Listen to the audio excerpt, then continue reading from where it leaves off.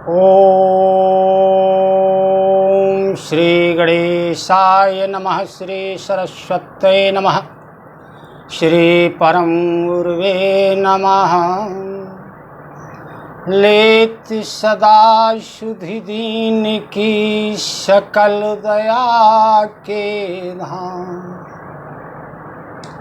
जननी जनक श्री लखन के प्रभु श्री सीताराम।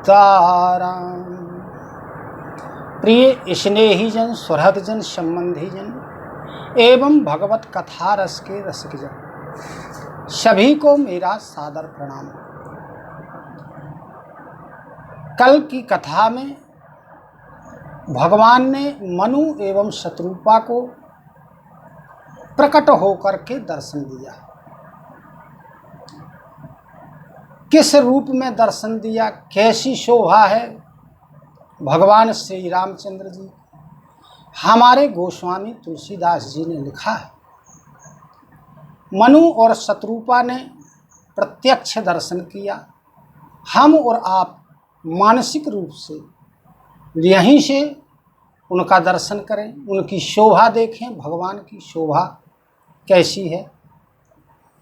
नील सरोरो नीलमणि, नील नील धर श्याम। लाजहि तन शोभा निरखो, कोटि कोटि सतकाम। भगवान का नीले कमल के समान, नीली मणि के समान और नीले जलधर मेघों के समान भगवान का सांवला शरीर है। वह करोड़ों कामदेवों की शोभा को भी लजा रहा है। शरदमयंको बदन छवि सीवा, चारु कपोलो चिवक दर ग्रीवा। भगवान का जो मुख है वो शरद ऋतु के चंद्रमा के समान है। सुंदर कपोल है, सुंदर गर्दन है, शंख के समान उतार वाली, और गले में सुंदर 3 रेखाएं। लाल लाल ओंठ हैं, सुंदर दांत हैं, सुंदर नासिका है भगवान की। कानों में कुंडल, मकराकृत आकार के कुंडल पहने हुए हैं और नए नए कमल के कोमल पंखुड़ियों के समान भगवान की शोभा बड़ी सुंदर है। मनोहर चितवन भगवान की चित्त को चुराए ले रही है। उनकी जो है भ्रुकुटी बड़ी सुंदर शोभा दे रही है। कामदेव को धनुष की छवि को भी निरादर करती हुई भगवान की भौहें हैं। ललाट पर सुंदर तिलक है। इस प्रकार भगवान की शोभा है। हृदय में श्रीवत्स का चिन्ह है। पेट पर 3 रेखाएं हैं। भगवान की नाभि घुमावदार और गहरी है, जो श्री जमुना जी की भौरों का भी निरादर करती है। कंधे भगवान के सिंह के समान हैं। जनेऊ पहने हुए हैं। आभूषण तरह तरह के आभूषण भी उनके सुंदर आभूषण हैं। करी कर सरसो सौभाग भुज दंडा, कठिन संक कर सर को दंडा। भगवान की जो भुजाएं हैं वो हाथी के सूंड के समान हैं। यानी ऊपर मोटी उसके बाद नीचे नीचे पतले। इस प्रकार भगवान की भुजाएं हैं। कमर में तरकस बंधा हुआ है, हाथ में धनुष और बाण लिए हुए हैं भगवान। भगवान का पीतांबर बिजली की चमक को भी फीका कर रहा है। पीला पीतांबर भगवान डाले हुए हैं। इस प्रकार भगवान का सुंदर शरीर है। गोस्वामी तुलसीदास जी ने भगवान के शरीर का वर्णन किया है। आगे गोस्वामी तुलसीदास जी लिखते हैं, यहाँ हमें यह शिक्षा प्राप्त होती है कि हम जब भगवान के दर्शन करें या किसी सुंदर व्यक्ति के दर्शन करें तो हमें कहाँ से दर्शन करना प्रारंभ करना है। हमारे गोस्वामी तुलसीदास जी ने भगवान के मुख से दर्शन करना प्रारंभ किया। महाराज मनु ने भगवान के मुख से दर्शन करना प्रारंभ किया। अंत में कहाँ पहुँचते हैं? चरणों के ऊपर, और फिर चरणों पर पूरा ध्यान लगा देना है। इसी प्रकार हम भी कहीं भी भगवान के विग्रह का दर्शन करें या मानसिक रूप से भगवान की शोभा का दर्शन करें तो उनके मुख से शुरू करके भगवान के बाल देखे महाराज मनु ने।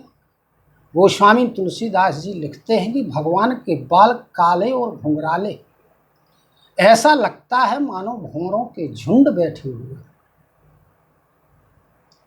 नासिका देखी, नेत्र देखे, ओंठ देखे, उदर देखा, हृदय देखा। अब अंत में कहाँ ध्यान लगा रहे हैं कि पद राजीवो बरन नहीं जाहि, मुनि मन मधुपो बसहि जिन माहि। तुलसीदास जी लिखते हैं, महाराज मनु ने दर्शन किए। कहते हैं भगवान के जो चरण कमल है, इनकी शोभा का वर्णन ही नहीं किया जा सकता है। भगवान के चरण मुनियों के मन रूपी भौरे भगवान के चरणों में लगे रहते। ऐसे भगवान के सुंदर चरण हैं जिनका वर्णन नहीं किया जा सकता है। और अंत में पूरी छवि का दर्शन करने के बाद अपना पूरा ध्यान महाराज मनु व गोस्वामी तुलसीदास जी चरणों में लगा देते हैं। यहाँ हमें यह शिक्षा प्राप्त होती है कि हमें भी अपना पूरा ध्यान भगवान के चरणों में लगाना। वाम भागो शोभति अनुकूला, आदि शक्ति छवि निधि जगमूला। श्री रामचंद्र जी के वामांग में श्री सीता जी शोभा दे रहे। आदि शक्ति हैं, इन्हीं के द्वारा ब्रह्माणी, रुद्राणी व लक्ष्मी जी इनके अंश के द्वारा अवतार ग्रहण करते हैं। जिसके भौहें टेढ़ी करने पर इस सारे जगत की रचना हो जाती है। भौहों के इशारों से सारे जगत की रचना हो जाती है और भौहें तिरछी करने पर सारे जगत का लय हो जाता है। ऐसी आदि शक्ति माता सीता भगवान के वामांग में शोभा दे रही हैं। छवि समुद्र हरि रूप बिलो की, एक टक रहे नयन पटरो की। जब महाराज मनु एवं शत्रुपा ने ऐसे भगवान के सुंदर स्वरूप का दर्शन किया तब वो भगवान के सुंदर रूप को देखते ही रह गए। आंखों की पलकें झपकना बंद हो गया। एक टक देख रहे हैं। आदर के सहित राजा और रानी भगवान के रूप को देख रहे। और उनको तृप्ति नहीं होती है। उन्हें लगता है हम देखते ही रहें, भगवान का रूप देखते ही रहें। हरसो विवसो तनो दशा भुलानी परे दंडेवी गही पद पानी। महाराज मनु शत्रुपा को हर्ष के कारण, हर्ष की अधिकता के कारण अपने शरीर का भी ज्ञान नहीं रहा, सब कुछ भूल गए और लाठी के समान जमीन पर गिर पड़े। भगवान कृपालु हैं, दीन दयाल हैं। उन्होंने महाराज मनु को उठाया, उठा करके कहने लगे कि जो भी आप वर मांगना चाहते हैं वो वर मांग लीजिए। महाराज मनु हाथ जोड़कर कहते हैं कि हे प्रभु, आपके दर्शन से ही मेरे सारे मनोरथ पूर्ण हो चुके हैं, आपके चरण कमलों का दर्शन हो गया है। लेकिन एक लाल सा बड़ी और माही सुगमो अगमो कही जात सुनाही। महाराज मनु कहते हैं कि मेरे मन में एक बड़ी लालसा है जो आपके लिए सरल है लेकिन मेरे हिसाब से कठिन है। आप सर्वसमर्थ हैं इसलिए आपको सरल है, और मैं एक दीन हूं इसलिए मुझे वह कठिन है। जिस प्रकार से किसी दरिद्र को कोई कल्प वृक्ष प्राप्त हो जाए तो वह उस कल्प वृक्ष की विशेषता नहीं जानता है, अतः अधिक मांगने में संकोच करता है। इसलिए हे प्रभु, आप तो अंतर्यामी हैं, सबके हृदय की जानने वाले हैं, आप ही मेरा मनोरथ पूर्ण कीजिए। तब भगवान कहते हैं कि हे राजन, संकोच को त्याग दो और मांगो जो कुछ मांगना हो। मेरे लिए ऐसा कुछ भी नहीं है जो मैं आपको ना दे सकूं। तब महाराज मनु भगवान से कहते हैं कि हे प्रभु, दान शिरोमणि कृपा निधि नाथ कहूँ सती भाऊ, चाहूँ तुम्हीं समान सुतो प्रभु सन कवन दुराव। महाराज मनु कहते हैं कि हे प्रभु, आपसे क्या छिपाऊं, मैं आपके जैसा पुत्र चाहता।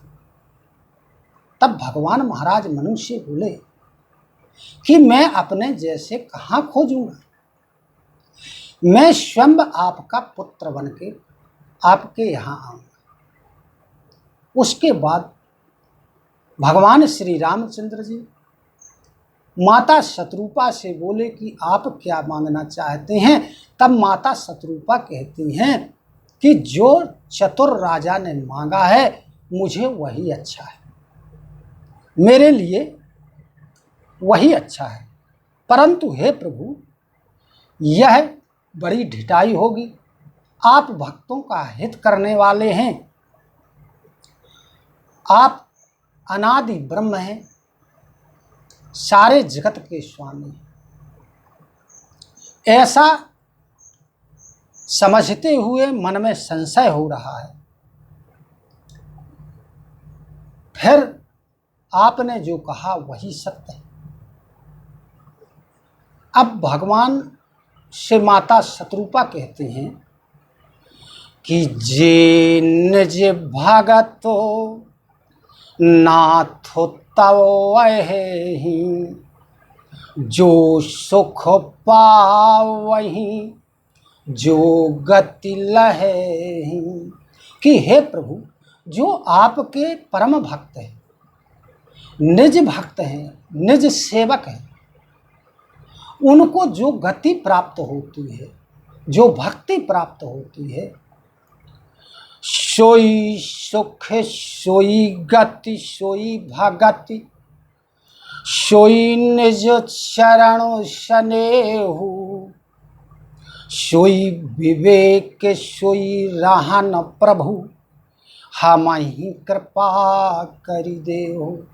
माता शतरूपा कहती हैं कि जो आपके निसेवक हैं उन्हें जो सुख प्राप्त होता है, जो गति प्राप्त होती है, जो भक्ति प्राप्त होती है और जो आपके चरणों में प्रेम प्राप्त होता है, जो विवेक प्राप्त होता है, जो रहन सहन प्राप्त होता है, हे प्रभु कृपा करके वही सब कुछ हमें प्रदान करिए।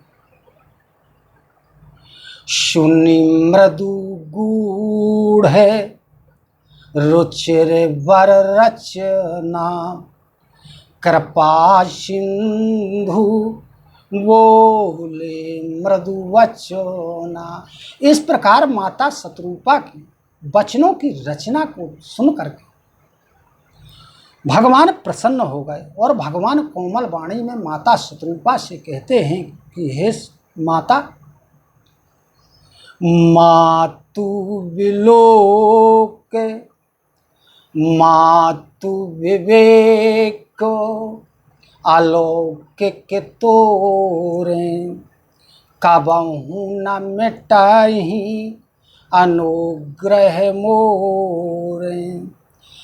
भगवान कहते हैं शतरूपा जी से कि आपके मन में जो रुचि है वह सब पूरा होगा और आपका जो विमल विवेक है वो कभी मेरी कृपा से नष्ट नहीं होगा। इस प्रकार भगवान श्री रामचंद्र जी मनु और शतरूपा को अपनी विमल भक्ति देते हैं, निर्मल भक्ति प्रदान करते हैं